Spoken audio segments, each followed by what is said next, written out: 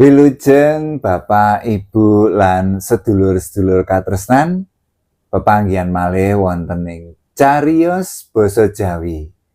Katur donga saking kula mugi kawontenanipun Bapak, Ibu lan sedulur-sedulur katresnan tansah sehat, semangat lan lancar ngayahi pedamelan. Amin. Ing wekdal niki kula badhe ngaturi cerita cekak anggitanipun Mus Supra kanthi ira-iraan nomor 457. Kados pundi lelampahipun? Sumangga sugeng midhangetaken.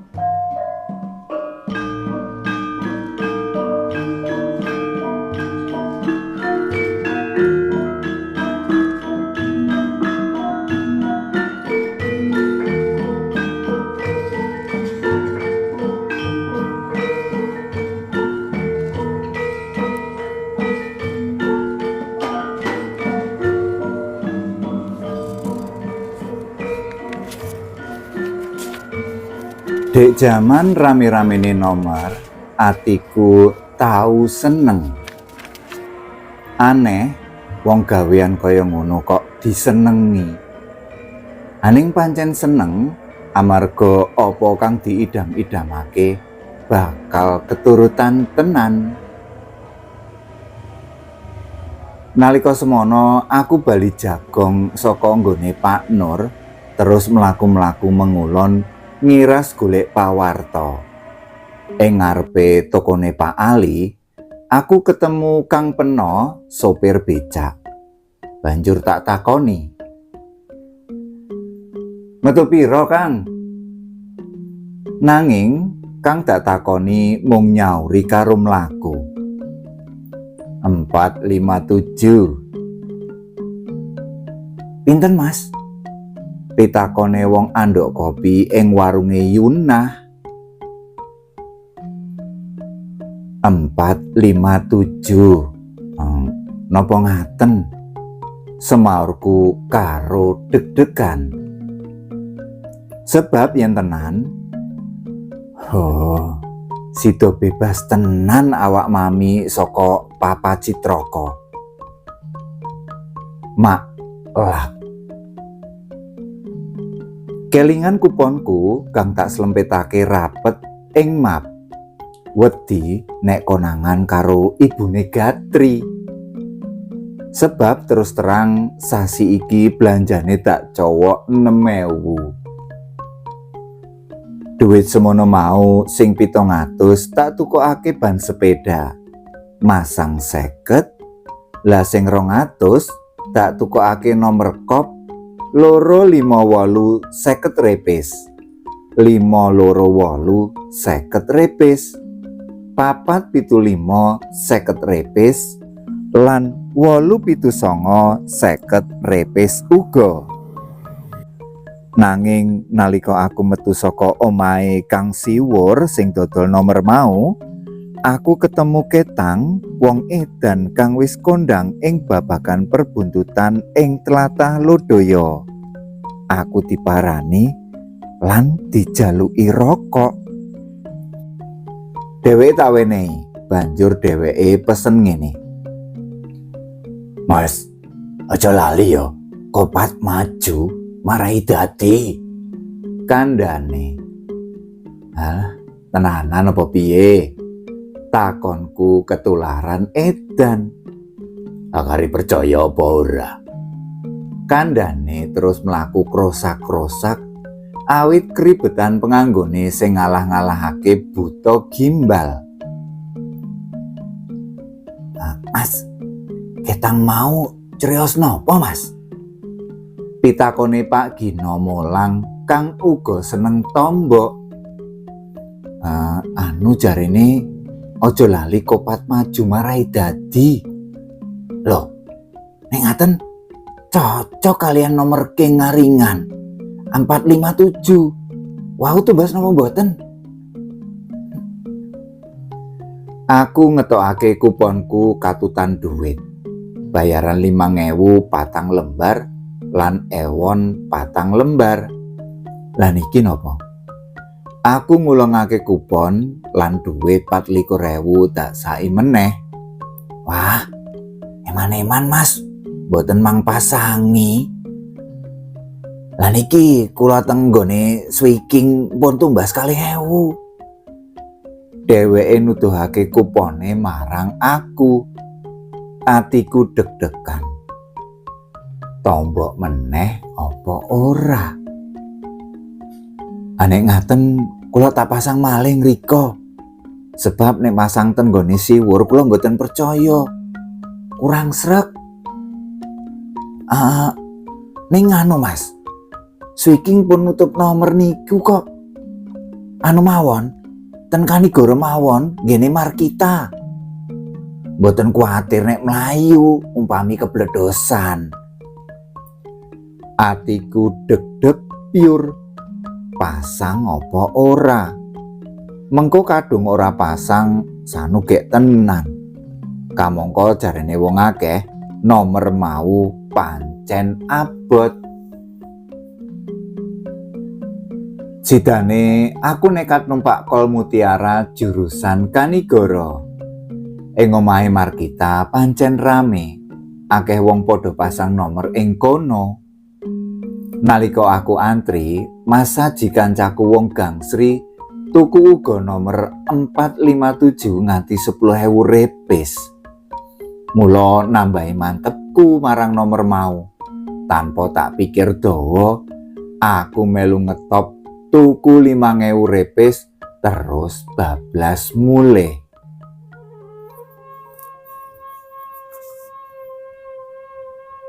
Kok nganti sore to Mas?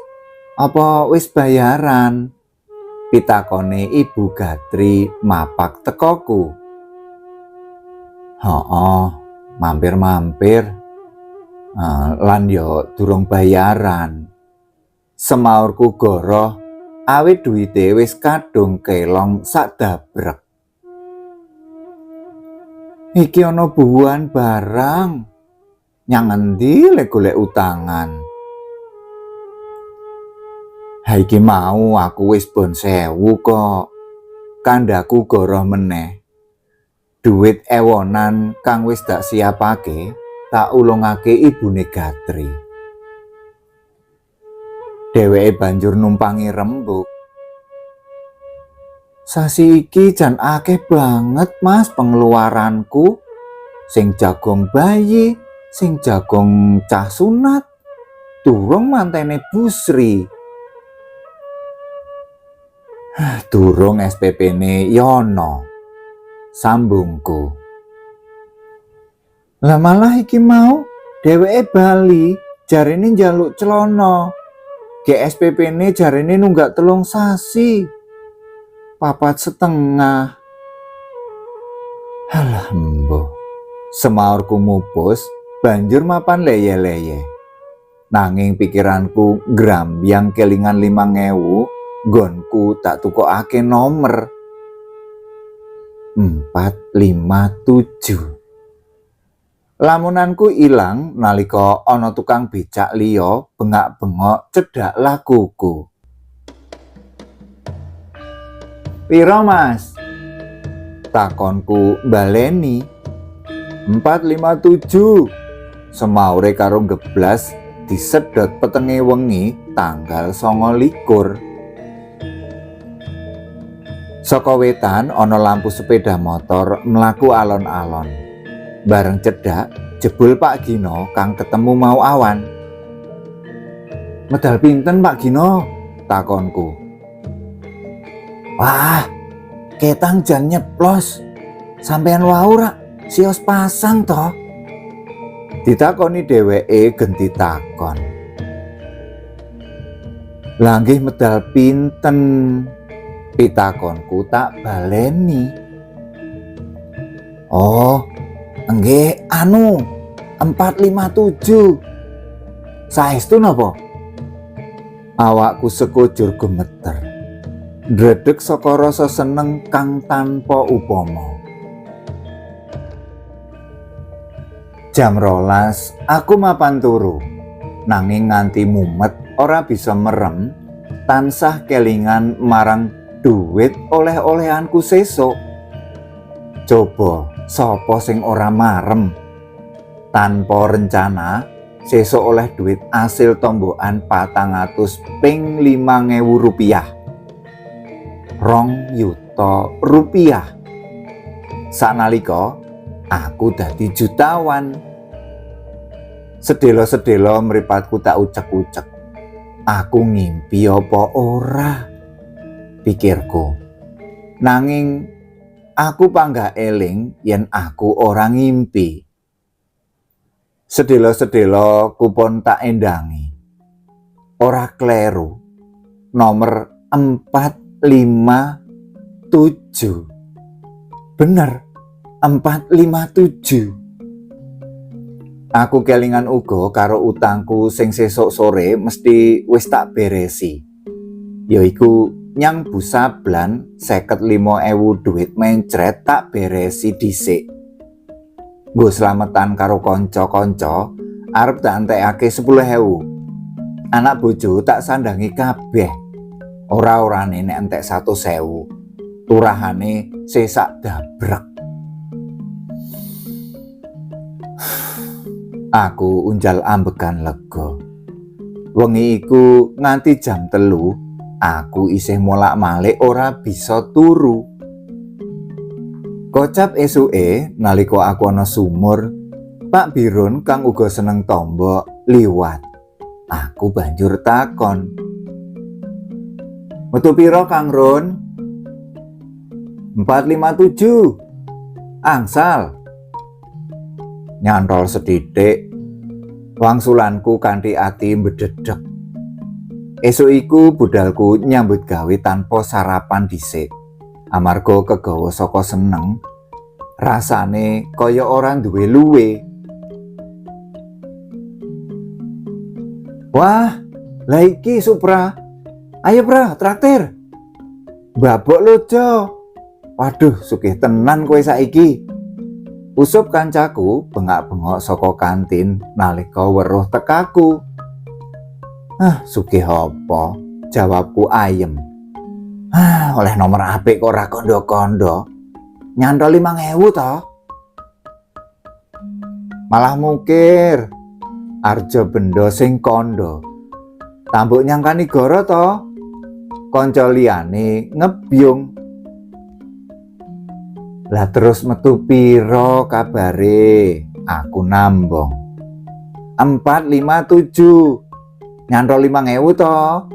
Kanca-kancaku liyane pating plenggong. Sajake padha meri karo aku. Lah nek ngono mbok ayo ditraktir. Endra sing wiwit mau ngadeg ing sandingku nyedak terus ndudut ewon siji saka saku terus mlayu menyang kantin ditututi kanca liyane. Nalika aku nyusul Endra, dheweke ngulungake susuke duit pecah gambar prau 4 iji. Nanging dijupuk meneh siji.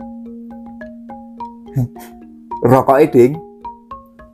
Cekak cukupe nomor 457 mau ora mung aku dhewe kang seneng. Nanging kanca-kancaku uga melu wareg. Sadurunge jam 7, sakku wis brodol ewon loro nyisa 300 rupiah. Rapopo. Jam 11 awan aku izin bali dhisik kanthi alesan ngobatake anakku sing lara. Alon-alon sepeda tak pancal mengitan jurusan SMA. Ngidul terus ngitan liwat Kuningan. Sekar dagang ngidul Tlaga. Ngetan meneh Kanigoro. Menggok meneh ngidul teka omahe Markita.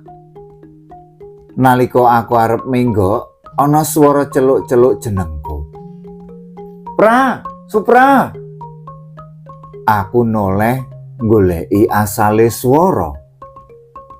Oh, Wito. Ana apa? Awakmu arep menyang ngendi? Njupuk bayaran. Oleh akeh. Tombok gojeng. Semaurku bloko suto. Beh, nanging cilaka kowe pra. Mar kita mau bengi dicako polisi. Kowe aja klithah-klithih nyang omahe nek kepengin ora katut. Hah? Mung kuwi swaraku dibarengi wetune keringet gobyos. Otot balungku kaya dilolosi. Modiar tenan saiki. Bayaran 24 kari 15. Baliku ngedung, sikil lemes ndempes tanpa daya. Ing batin mengko tekan ngomah aku pasrah bongkokan. Ben dikraus wong sak omah. Tekan ngarepan aku kaget. Ana apa omahku kok katon reja? Wong-wong padha mlebu metu. Embuh ana apa? Lah iki bapake wis rawuh. Wis ora usah ditelepon. Mbah Ginem kang uga ana kono mapak tekaku. Wonten napa? Pitakonku. Pun mangsareh rumiyin. Putrane wau keserempet sepeda motor. Mboten napa-napa kok. Namung beset sekedhik kencete. Hah? Sepeda tak broke. Aku mlayu miyak kang lagi ngrubung anakku. Pas. Batinku setengah jerit. Anakku kang tak nggo alesan bali jebul tumus. Tujune mung beset sithik ora apa-apa. Mbok menawa saking kagete. Durung nganti ditakoni nyaiku bab duit, sikilku wis ngewel.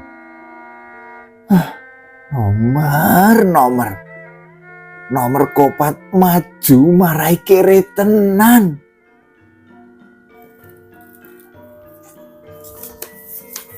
Cudha, mekaten waosan saking cariyos basa Jawi. Mugi ndadosaken panglipuraning penggalih. Cekap semanten kula nyuwun pamit. Matur nuwun.